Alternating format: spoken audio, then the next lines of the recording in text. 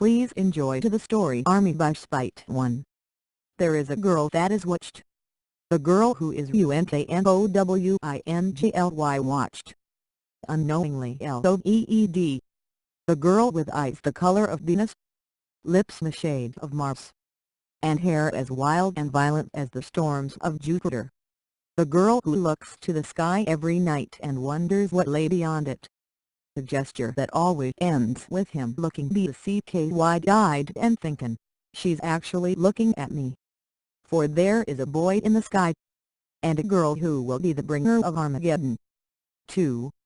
There is a boy who watches from the stars, a million miles away, where the sky is black, and the stars and the dust collide to form shades of burgundy and mauve that rip and tear across the darkness like blotches of ink. The tears rise around in colossal towers of vibrant colors, speckled with glints of silver and gold as the others sleep. Here is a nursery, where the stars sleep, and where one of them watches. Here is a nursery, where the stars WTCH, and where a boy watches because he is one of them. A million miles away, staring at the speck of life in the abyss. Here is a boy, and he is Armie. This is Armageddon. 3.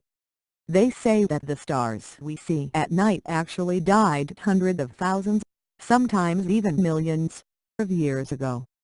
But they're so far away that their light beams are still traveling, which is why we still see them. But, she pondered, what happens when the light beams end and there is only darkness and the moon? What then? She would often think of such things when she came here. The sound of running water, calming. The rustle of hidden feathers and claws audible in the breeze. Water on the ground soaking into the fabric of her blouse and skirt, cooling her back as she lay there. Grass sometimes poking the corner of her eye if she let her head roll to the side. The lights from the house up the hill could still be seen in the peripheral, where her grandmother would be cooking dinner next to the radio, and her grandfather probably asleep in the lounge chair with the television still going. Here it was quiet, though. Nothing but the water and the beasts of the forest, the silent fireflies and the stars. Here she could think about school and work and friends and the norm. Maybe she would try to grow her nails out and stop using a small chip in one as an excuse to bite them all off. About how she regretted etching her name into one of the desks at school. The cleaner was sure to have her for that tomorrow. I should probably go and feed the cat. About the non-existent parents in her life. Or maybe she would forage for some feathers and make a collage. About the unruly mess her hair would be once she stood from the grass. Maybe she'd start a blog. Her first post might be an article on the psychological effects that a lack of parental figures have on teens. And about the end ever-nearing stars. Every afternoon, between 4:33 and 7:52, the girl would lay here in the chaos of her own mind. This was Ma, the lonely, crazy-haired schoolgirl that gazed at the stars. Unbeknownst to her was that a million miles away, the star gazed back. For Armie had found Ma 12 years ago. The car had dropped her on the sidewalk out the front of a run-down, weed-infested, graffiti-covered park. Inside the car was the man known as Paul, the man Ma thought about frequently. The father. The father who then handed Ma a note reading, "If found return to Gale and Hillard Hobbs, 34 Staiton Drive, Mace Heights." And then he drove the WOY, leaving tiny 4-year-old Ma alone on the sidewalk of the ghetto. Hillard and Gale turned out to be Ma's mother's parents, the mother who had left her a long time ago. The thing that had fascinated Armie the most was that Ma never cried about the ordeal. Even as she watched her father drive away, as the police found her along in the gutter, hours later, as she was handed into the arms of a pair of old people she'd never met before. Instead, Ma would resort to bursts of anger in which she would scream, smash glass, punch walls and throw her belongings around the room. Armie's sisters had dubbed her Little Fire, due to the feistiness of the 4-year-old and the wild, orange, ringlet chaos on her head. And so, for the next 12 years Armie followed Ma wherever she went, watching over her, taking care of her. Every year, on her birthday, Armie would ask his handios to make the sunrise beautiful, Iris to form the rainbows and Nephil to keep the rain away. Every day, Armie felt more and more in love. Every night, Ma would lie and look up to the sky, and Armie would swear she could see him. She never did. But, never mind that. Ma's 17th birthday was close approach and Armie already had her gift ready. The star would let her gift trip across the night sky as she lay there and watched. He would, at least, show her his love. Yes, Armie would send his gift soon. 3 more days. Little did he know that his gift would end it all. Info: Nephil, a phantom, goddess of clouds and hospitality. 5. You have 13 new messages. Christina, hey. 18:06 p.m. Christina, hey. 18:10 p.m. Christina, hey hey he. 18:12 p.m. Christina, Ma. 18:19 p.m. Christina, Ma. 18:21 p.m. Christina, Ma. 18:22 p.m. Christina, Emma Ma 18:25. Christina, Beach, answer your goddamn phone. 18:27 p.m. Christina, Ma. 18:28 p.m. Christina, answer. 18:28 p.m. Christina, your. 18:28 p.m. Christina, phone. 18:29 p.m. Christina. 18:32 p.m. Ma, what? 19:54 p.m. Christina, what do you want for your birthday? 19:54 p.m. Ma, nothing. 19:55 p.m. Christina, liar. Well, I can't get you any more jewelry, 'cause I got you earrings last year for your birthday and a necklace for Christmas. And I gave you that friendship bracelet the year before and that ring, which, by the way, I still have forgiven you for accidentally flushing down the toilet. And my mom won't let me waste my money on stuffed toys because, you know, you're turning 17. So, what do you want? 19:57 p.m. Ma, first of all, that ring was ugly as sin. Being flushed down the pipe was the best thing that ever happened to it. And don't get me anything, you've already given me everything. It's fine. 19:58 p.m. Christina, insert bitch face. You know what I hate? When I write a long-ass paragraph and literally get 2 lines back. And fine, if you're not going to help them I'll just surprise you. Get ready for the most amazing birthday present ever. Like, ever. 2000 hours p.m. 6. Armageddon was a lot older than 17. He had watched as the Sumerians built man's first civilization, as the Egyptians built their pyramids at Giza, as the Romans built their Colosseum, as the Greeks built the Parthenon, as the so-called Red Indians at the time went to war on the dusty plains, paint streaking their faces, feathers flailing in their hair, horse hooves smashing on the ground beneath them. Armie watched as the Aztecs built their city of gold. The Incas, their paradise in the mountains. He witnessed the colossal construction of the Great Wall of China, Hadrian's Wall in Britain and the Berlin Wall during the Second World War. Humans were so desperate to segregate themselves from others. Armie watched as the last pharaoh of Egypt took her own life with the poison of a snake. As the conquistadors stormed the shores of the New World. As Shiva and Parvati waited for Brahma to return with a new head for their son, Ganesha. As Pandora opened the infamous jar and unleashed the horrors of man onto the world. As Gurlia, the great rainbow serpent, descended from the sky and created the hills and the forests and the twisting waterways of Australia. As Joan of Arc was chained to the stake and burned. As Babylon fell to the Persians. As the Hawaiian god, Mui, caught the sun with his might hook and slowed it into orbit. When Cupid disobeyed his mother's orders, stabbed himself with an arrow and fell in love with the princess's Psyche. As hundreds of rich-skinned panthers gathered in the streets of America, and, later, as thousands of them raised clenched fists to the sky, demanding the voice. As Heinrich Schliemann discovered the lost city of Troy in the 1870s.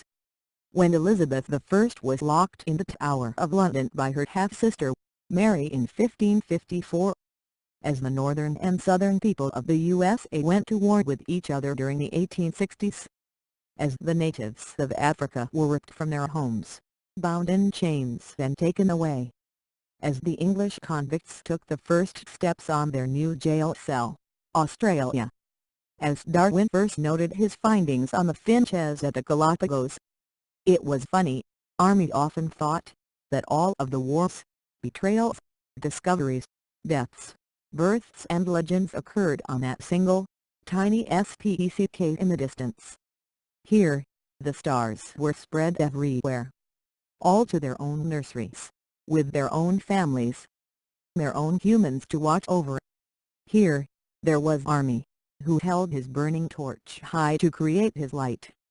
His skin white, his hair white, his face marked with charcoal lines that encircled his eyes and ran down his cheeks and jawline like war paint. The two giant wings on his back were bright with pure, white light, making him one of the largest stars in the nursery. His mother, Nyx, Empress of the Stars, whose long blue-black hair spread wide and far, wafted into the dust to create a larger, mauve cloud in their nursery, and within whose crown the light of the stars were embedded like precious stones. Then there were Armie's sisters, 6 of them, the Pleiades. They clustered together to the right of him, their long hair and billet-wing gowns formed to create the brilliant golden haze in the nursery. Like Mother, their spiked crowns held the twinkling golden light that humans had associated for so long with the stars. Eos floated next to his mother. Her long pink hair and red gown formed a rosy cloud after the purple of Nyx. From here Eos could control the sunrises of the earth, often painting them with shades of rose and gold. On Armie's other side sat Eos' sister, Selene in her blue chariot. Her ebony skin contrasted with the navy of her flowing dress. Her hair blue-black and woolly. The headdress in her hair accompanied by a starry veil that trailed behind her in a blue cloud as she rode across the sky. Beside his sisters was Helios, the brother of Selene and Eos. He was the largest in the nursery. His domain of the large cloud was streaked with brilliant orange and yellow, signifying his sunlight light. His caramel skin and his amber eyes glittering with compan-colored glitter. Then there was Nephil and Chione, sisters, whose powers could control the clouds and snow on the human's earth. They filled the top of the nursery with a pale blue light, their long wild hair and icy-colored dresses wafting through the cloud like a cold breath. Small, icicle-like jewels sparkled on their gowns, forming clusters and ribbons of constellations. Finally, in the center of them all, connecting each color to the next, was Iris, whose power kept the rainbows following Ma on her birthday each year. And so here was a nursery, where a family of stars sat and watched. Here was Armie with his many millennia of memories, with his wings and his torch and his love for a girl he could never have. Here was Armie, a lonely star. Soon would come the Armageddon. In foam, Chione, goddess of snow. 7. Happy birthday, baby girl. I'll see you when I get home XX. The note had been sticky taped to the fridge, drawn in the old handwriting of her grandfather, who'd left early this morning to go to his physiotherapy session. Apparently there had been an accident when he was 21, involving a motorbike and a sturdy fence post, which had then resulted in lots of hospital bills and weekly therapy class for the next 40 years. Ma grabbed the juice from the shelves and poured a glass, looking out the window as she did. Coral, gold and the palest of blues streaked along the horizon as the world woke. Gail was still asleep. She'd grown so accustomed to Hillard leaving early for his appointments, that now she didn't even stir. There was a knock on the front door, which was weird, Ma thought, because normally the mailman left the houses in the hills until last. At least until 1:00 p.m. The bolts were hard to slide, but eventually, they came and the old wooden door swung open. There was no mailman. No mail van. No one. Ma looked down. On the doormat lay a single orange lily. As the girl picked it up, she saw the chain wrapped around the stem. It was a necklace. A pinkish metal, almost rose gold. A small star pendant hung in its center. Ma smiled and her eyes were drawn back to the doormat. A single piece of paper, scorched around the edges, lay on the grass and dirt-matted mat. "Happy birthday, beautiful." There was no signature. No indication as to who it was from. It wasn't Christina's writing. It wasn't Hillard's. Or Gail's. What Ma didn't know was that the necklace was in fact from a boy who lived in the sky. This was just the beginning of his gift. And the end of everything else. 8. Theoretically speaking, if a meteorite were to hit Earth, thousands of people would be dead before it even touched the ground. Meteorites/asteroids typically travel at 30 kilometers, roughly 19 miles per second. In order to be large enough so as to not disintegrate in the Earth's atmosphere, the asteroid would typically be around 10 kilometers, roughly 6 miles in diameter. A rock this large would not be bothered much by air friction and would punch through the Earth's atmosphere as though it wasn't even there. The heat created by the rock, especially after entering the atmosphere, would be high enough to completely vaporize anyone within a 2-kilometer range of touchdown. The impact with Earth's crust will finally be enough to stop the projectile.